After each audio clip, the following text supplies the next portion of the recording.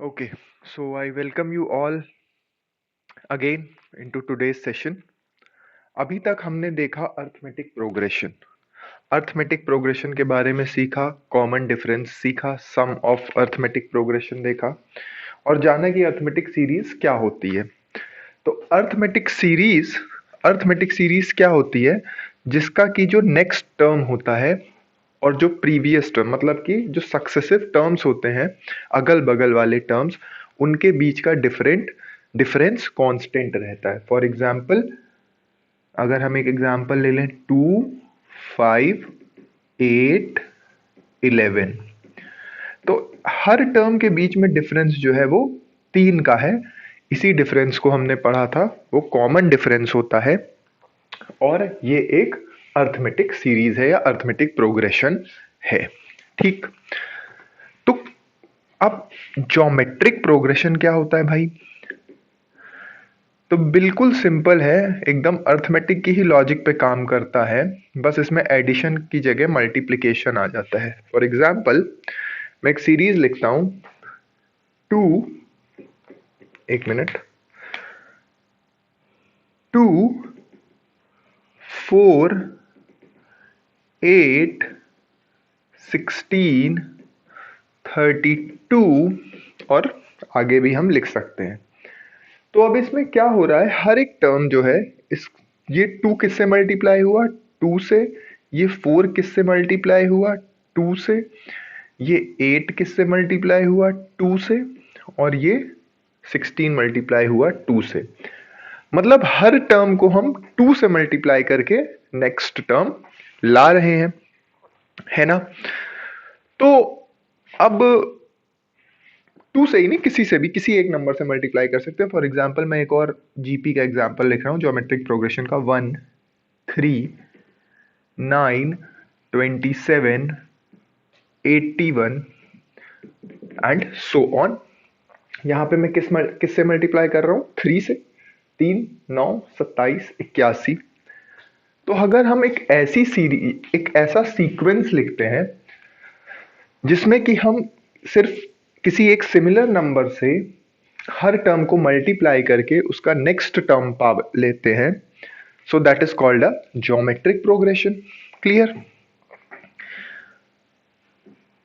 तो एपी में हमने इन T1 और T2 के बीच में, ये T1 है, ये T2 है, ये T3 है, मतलब फोर्थ टर्म, थर्ड टर्म ये है, ये T4 है और ये T5 है।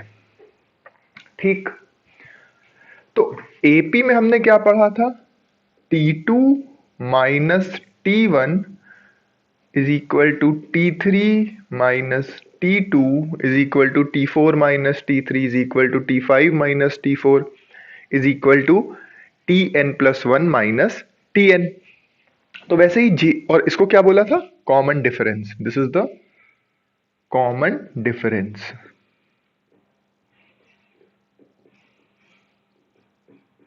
ये तो हो गई बात एपी की।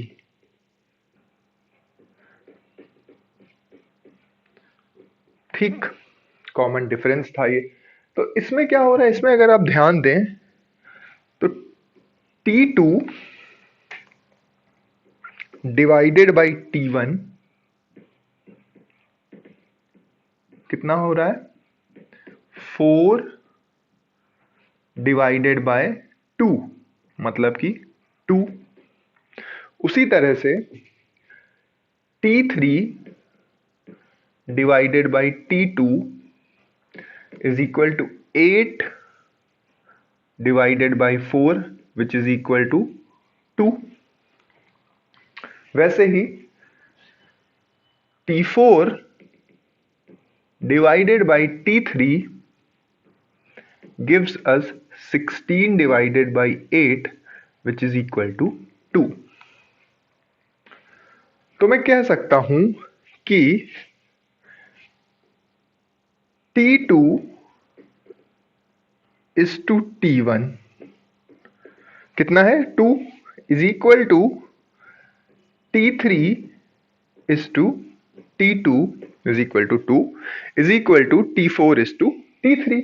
रेशियो के टर्म्स में लिख दिया मैंने। तो हम देख रहे हैं कि जो सक्सेसिव टर्म्स हैं उनका रेशियो एक ज्योमेट्रिक प्रोग्रेशन या ज्योमेट्रिक सीक्वेंस या ज्योमेट्रिक सीरीज के केस में सेम रहता है। तो जैसे यहाँ पे कॉमन डिफरेंस होता था, वैसे ही यहाँ पे इस चीज को हम बोलते हैं कॉमन रेशियो। क्या बोलते हैं? Common ratio. कॉमन रेशियो, ये बात भी समझ में आती है। उसमें कॉमन डिफरेंस था, इसमें कॉमन रेशियो था।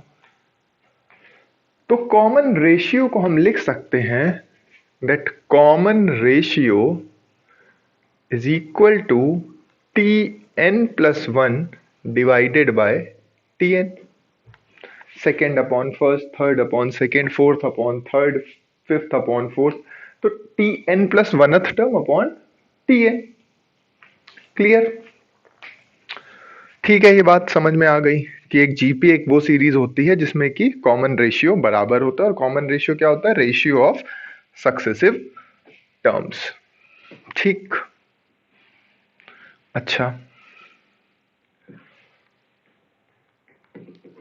अब इसमें भी जो पहला टर्म होता है, फर्स्ट टर्म,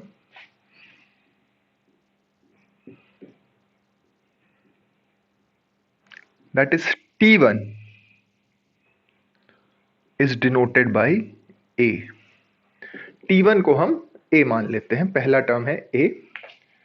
और कॉमन रेशियो CR लिख रहा हूं मैं,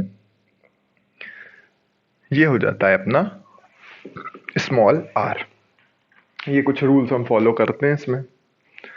अच्छा, तो T1 है A और कॉमन रेशियो है R।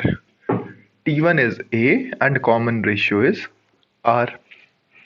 So we know that T2 upon T1 is equal to R. Second term upon first term is equal to common ratio. यही पढ़ा अभी हमने। Now putting the value of T1 as A, I get T2 upon A is equal to R. Therefore T2 is equal to AR।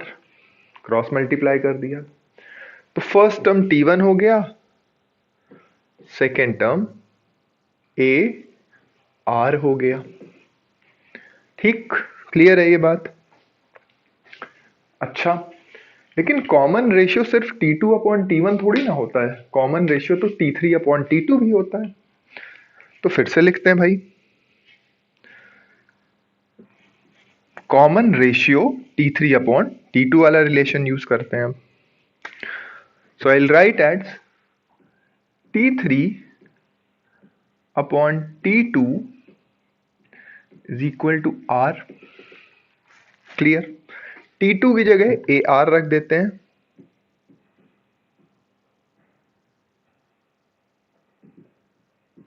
तो T3 की क्या value आ जाएगी? Cross multiply करेंगे AR into R which is AR square.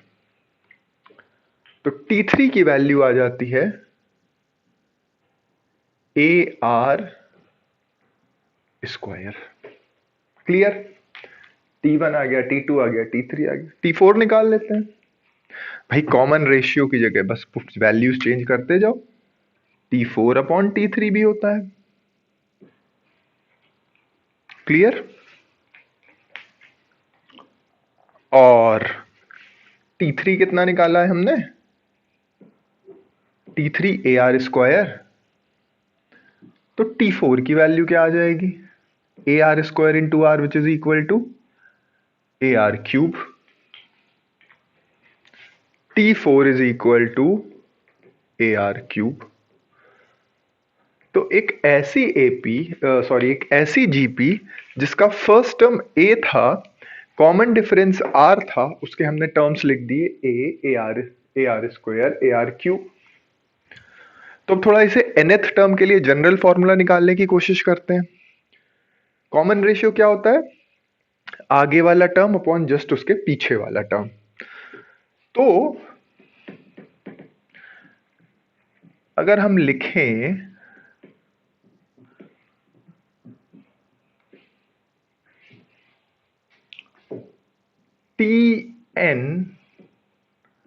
Upon T N minus one is equal to R, ये भी लिख सकते हैं, लिख सकते हैं। क्लियर? ठीक। अच्छा, यहां पे देखो, फर्स्ट टर्म है a, इसमें r की पावर है 0। सेकेंड टर्म इस t2 में r की पावर है 1, a तो वही है। इस थर्ड टर्म में r की पावर है 2, फोर्थ टर्म में r की पावर है 3। तो एक पैटर्न नोटिस करो, फर्स्ट टर्म में 0, 1 में 0, 2 में 1, 3 में 2, 4 में 3, तो 5 में 4, 6 में 5, एक एक कम हो रही है r की पावर। तो टी एन में क्या होगा?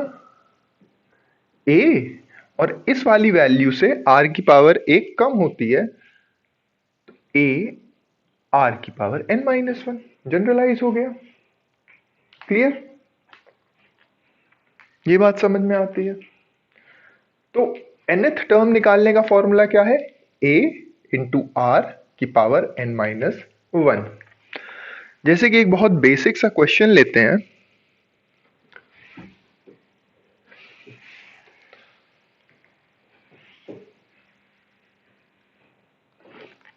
क्वेश्चन है, find the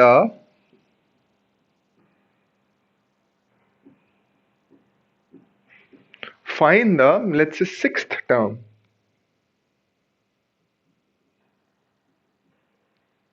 of a GP. Find the sixth term of a GP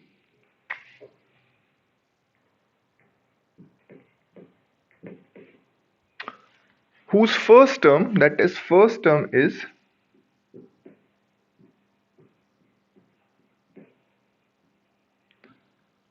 2 and common ratio is,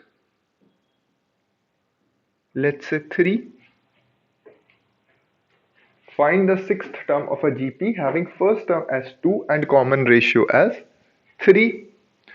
We know that the general term of a GP we have just seen is given by the formula a r n minus 1, r to the power of n minus 1.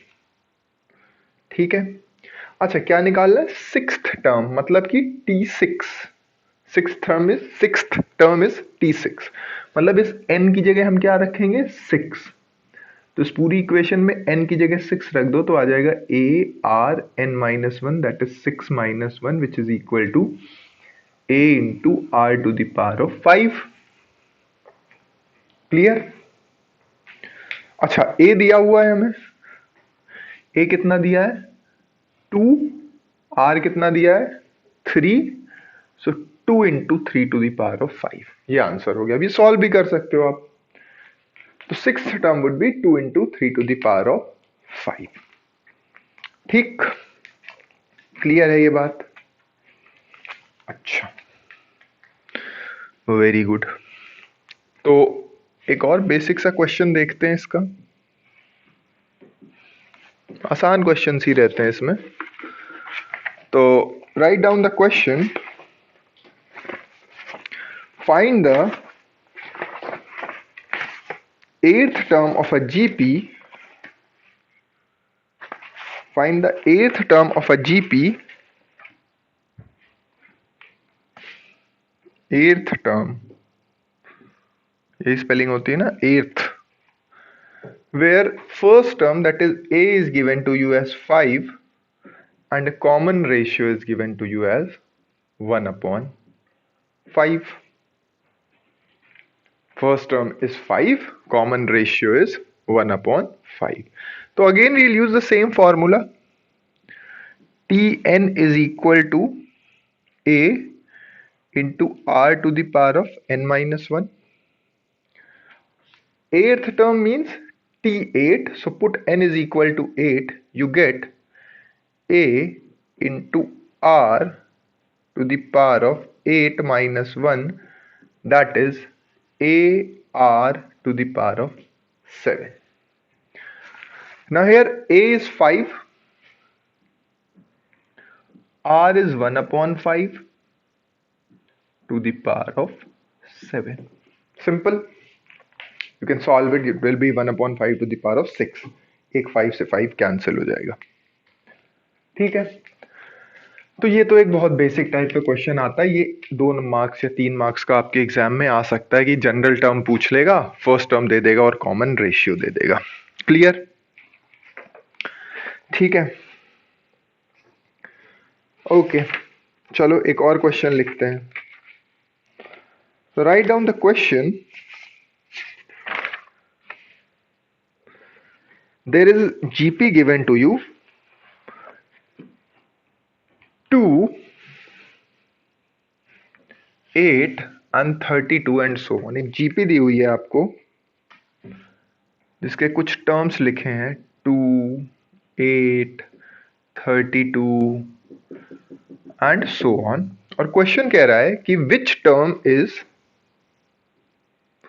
इस GP का कौन सा term is, which term is 131072. 131072. इसका मतलब अब आपको क्या बताना है कि ये विच टर्म, अभी तक हम टी एन निकाल रहे थे, अब हमें एन की वैल्यू निकालनी है. मतलब ये टर्म किस पोजीशन पे, जैसे ये फर्स्ट टर्म है, ये सेकेंड टर्म है, ये थर्ड टर्म है, ये T1 है, ये T2 है, ये T3 है. तो ये वाला टर्म कौन से नंबर पे आएगा. Again very basic question. इस जीपी में पहला टर्म हमें पता है. पहला टर्म इस जीपी का है 2. ठीक. कॉमन रेशियो भी पता है. कॉमन रेशियो क्या होता है? T2/T1, T3/T2, कुछ भी कर दो. तो कॉमन रेशियो आ गया आपका T2/T1 करने से 4. ठीक. अब क्वेश्चन कह रहे हैं कि ये 131072 कौन सा टर्म है. तो मान लो, लेट अस से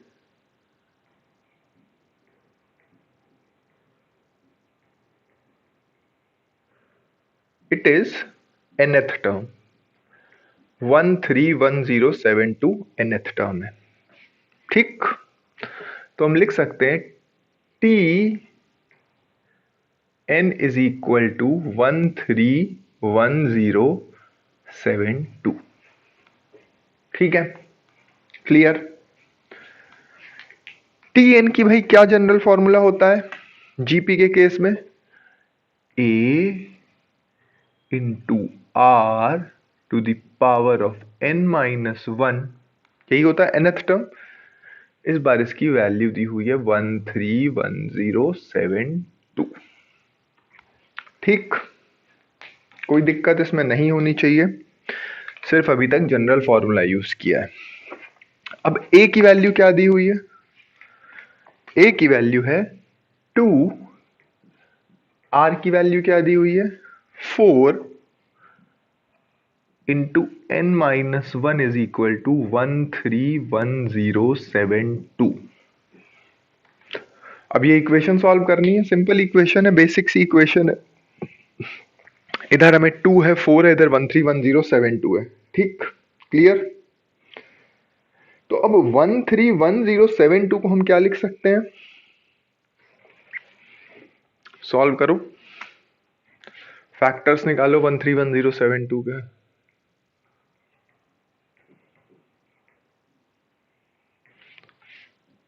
4 3s are 2s are 7s are 6 8. ठीक. फिर से कटेगा 8 1 9 2. ठीक. चेक करना आता है ना 4 से डिविजिबिलिटी. आखिरी 2 डिजिट्स देखते हैं, अगर वो 4 से डिविजिबल है तो वो कट जाएगा. अभी 92 भी कटता है. तो 2 0 4 8. अभी और कटेगा 4 5 1 2 और कटेगा 4 2 8 और कटेगा 32 और कटेगा 8 है ना, 4 और 2। ठीक, तो 131072 को हम लिख सकते हैं 1 2 3 4 5 6 7 8 4 to the power of 8 into 2, और इधर है 2 into 4 to the power of n-1 लिख सकते हैं। भाई ये क्या है, 131072, 4 को 8 बार मल्टीप्लाई करो और एक बार 2 से मल्टीप्लाई करो, 2 से 2 कैंसिल हो गया। अब यहां बेसिस सेम है, 4 इधर भी है 4 इधर भी है, तो पावर्स को कंपेयर कर सकते हैं। सो n-1 इधर ऊपर लिख देता हूं मैं, ये हटा देता हूं यहां से, n-1 is equal to 8, n is equal to 9, which means that 131072 is the 9th term। Basic question, ये तो मैथ्स थी, ये तो इसमें जीपी का क्या काम है, ये तो तुमने अपने प्रीवियस क्लास की नॉलेज से सॉल्व किया। अगर आता है तो ठीक है, नहीं तो सीख लो। इस तरह की इक्वेशन को सॉल्व करने के लिए हमें दोनों तरफ बेस इक्वल करने होते हैं। ठीक, एक और क्वेश्चन करें, एक और क्वेश्चन करते हैं भाई।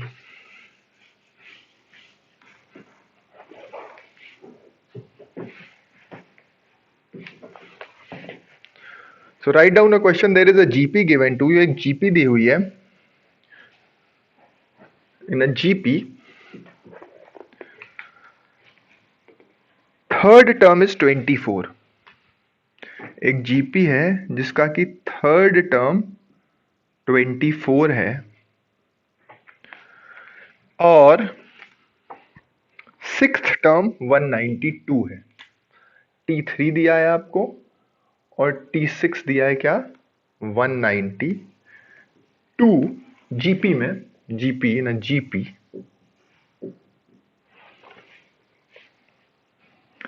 Then you have to tell me 10th term, मतलब आपको T10 बताना है, 10th टर्म कौन सा टर्म होगा। ठीक, क्या करेंगे भाई, Tn इज इक्वल टू, मान लो let us suppose the GP with first term is a, T1 मान लिया a है और कॉमन रेशियो मान लिया r है, ये तो मानना ही पड़ेगा। तो अब इस हिसाब से T3 क्या होता है, Tn क्या होता है, Tn is equal to a into Rn-1, ये जनरल फॉर्मूला हमने पढ़ा है। तो बेटा T3 क्या हो जाएगा, T3 n की जगह क्या रखा 3, तो n की जगह 3 रखेंगे तो AR² हो जाएगा। वैसे ही T6 क्या हो जाएगा, n की जगह 6 रखो, AR 6 - 1 that is 5, AR to the power of 5। अच्छा, तो T3 की वैल्यू दी हुई है हमें 24, तो यहां पे इसे हम 24 रख देते हैं और T6 दिया है 192, तो हम इसे 192 लिख देते हैं। इसको हम कहेंगे पहली इक्वेशन, इसको कहेंगे दूसरी इक्वेशन। अब कैसे सॉल्व होगी ये इक्वेशन, सिंपल दिख रहा है, यहां a है यहां भी a है। अगर सेकेंड इक्वेशन को फर्स्ट इक्वेशन से हम डिवाइड कर दें, मतलब second equation upon first equation कर दें, तो क्या हो जाएगा, AR to the power of 5 divided by AR² is equal to 192 divided by 24। A से A कैंसिल, R² से R की पावर 5, उसके 2 R गायब, R³ is equal to 192 upon 24। ये कितना होता है, आई गेस 8 जा 24 8 जा। ठीक, R³ की वैल्यू आ गई 8, तो R क्या हो जाएगा, क्यूब रूट ऑफ 8, R हो जाएगा क्यूब रूट ऑफ 8 जो कि होता है 2, विच इज 2। तो आर की वैल्यू आ गई 2। ये हमने फाइंड कर लिया that R is equal to 2। अच्छा, अब इस आर की वैल्यू किसी फर्स्ट इक्वेशन में रख दो, आसानी से कैलकुलेट हो जाएगा।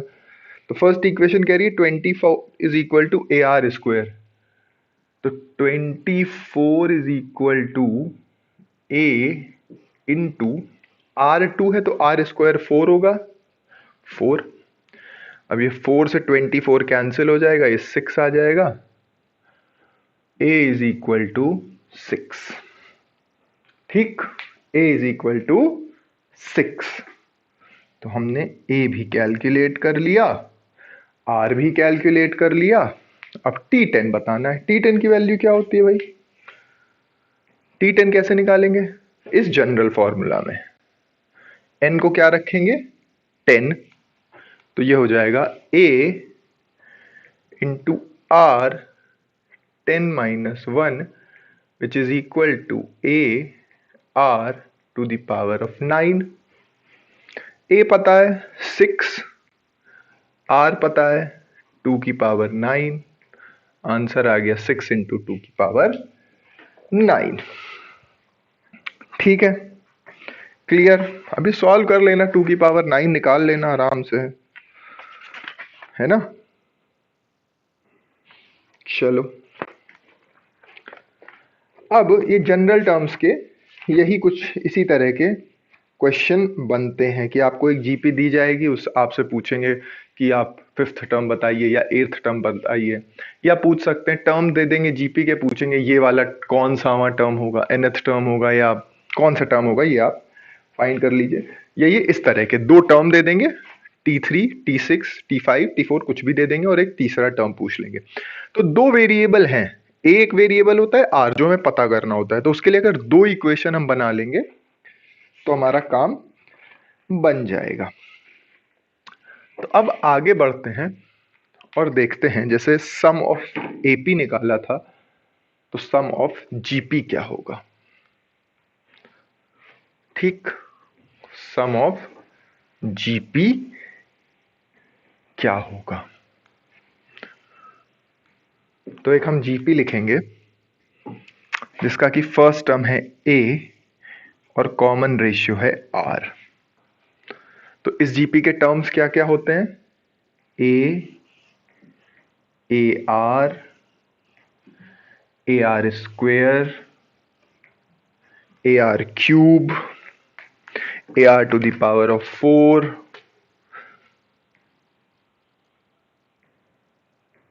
ठीक, और आखिरी में ए आर एन माइनस 1। इससे पहले होगा ए आर एन माइनस 2। ठीक, ये तो जीपी के मैंने टर्म्स लिख दिए। तो इनका सम करना है तो इसे हम एस एन मान लेते हैं।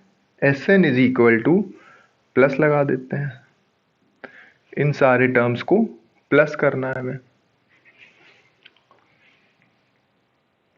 ठीक है, अच्छा, अब हम क्या इसमें ट्रिक करते हैं, देखो इस एस एन, इस पूरी इक्वेशन में दोनों तरफ हम आर से मल्टीप्लाई कर देते हैं।